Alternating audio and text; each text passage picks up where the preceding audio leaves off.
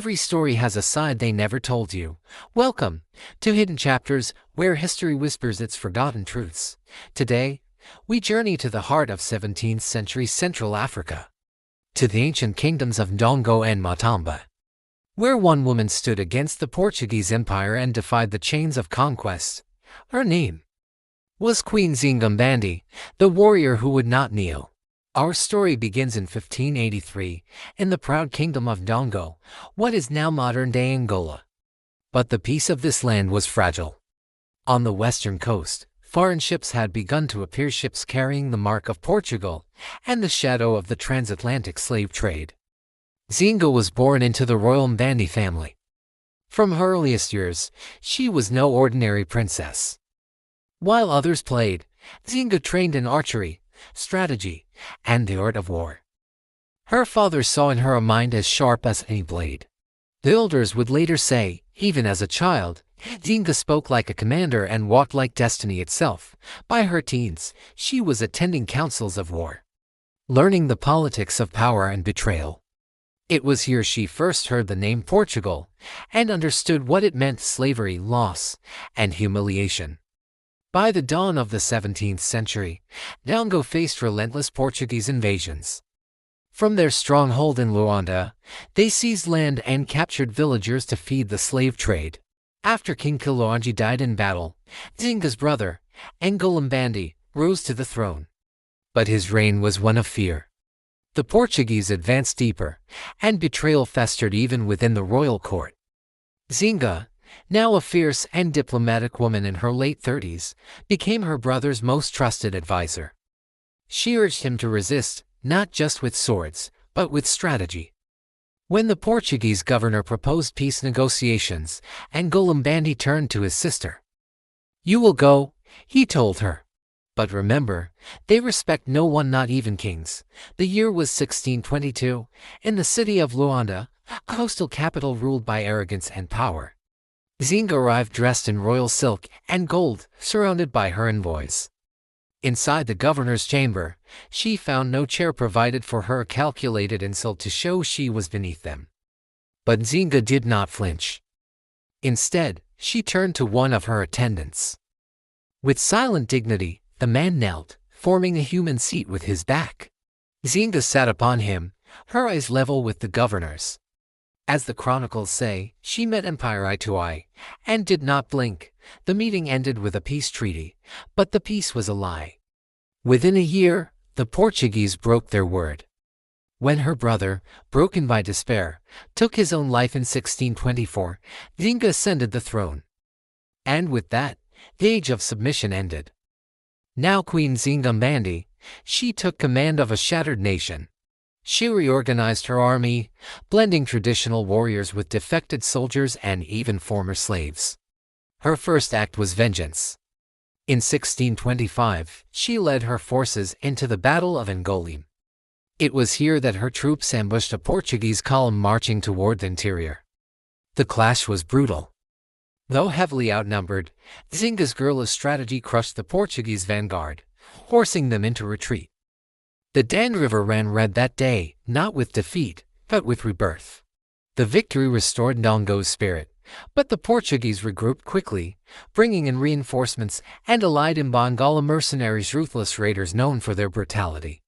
By 1626, the Portuguese counterattacked, launching a scorched earth campaign. Villages burned, and Nzinga was forced into exile. She fled eastward into the neighboring kingdom of Matamba. But rather than hide, Nzinga did something extraordinary. She seized the throne of Matamba, uniting its people with her own. From this new seat of power, she rebuilt her army, blending cultures and tactics. Exile turned her into a legend. Matamba became her fortress. From 1630 onward, she ruled Matamba as a sovereign queen, welcoming escaped slaves and refugees into her realm. To the Portuguese, she was the queen of rebels. To her people, she was the mother of the free.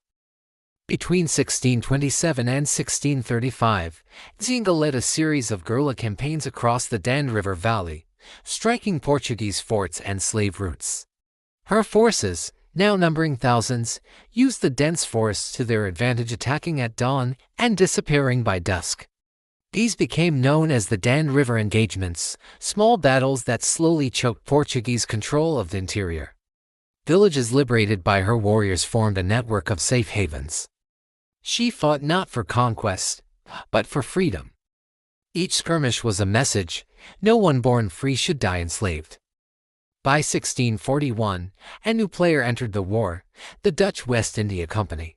Seeking to cripple Portugal's empire, the Dutch invaded Luanda. Nzinga saw opportunity. She rode west under truce, meeting Dutch commanders and forming a military alliance. Together, they attacked Portuguese garrisons, liberating captured Africans. For a brief moment, history shifted. The queen who once sat in defiance of a Portuguese governor now held the upper hand. With foreign guns and African courage, she turned the tide.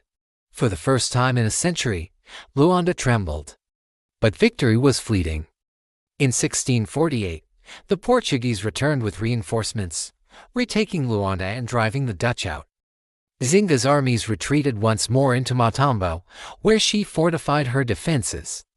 From 1650 onward, Queen Nzinga transformed Matamba into a fortress kingdom. She built alliances, strengthened trade routes, and turned her capital into a center of commerce. Captured enemies weren't enslaved, they were absorbed, given homes, and trained as citizens. Her military strategy evolved too, adopting muskets and training women alongside men. Matamba's warriors became feared across Central Africa. In 1656, she negotiated another peace treaty with the Portuguese. This time on her terms, she demanded her people be treated as equals and that the slave raids cease. The treaty was fragile but symbolic proof that the empire that once mocked her now recognized her power. By 1663, Nzinga was nearly 80 years old. Frail in body, but her spirit wasn't broken.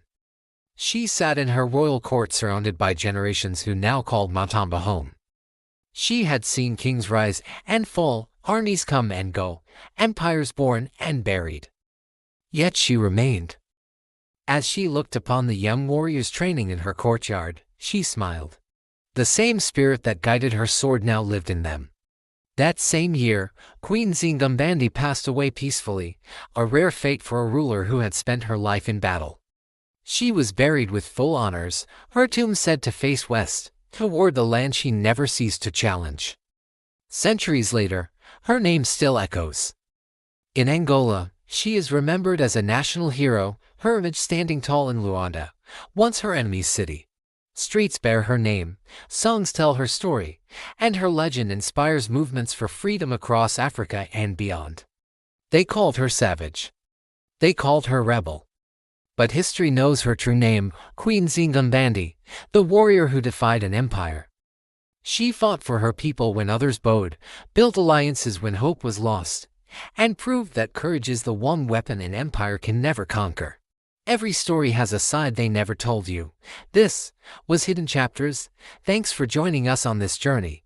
If you want to uncover more forgotten truths from our history, make sure to like and subscribe for more Hidden Chapters.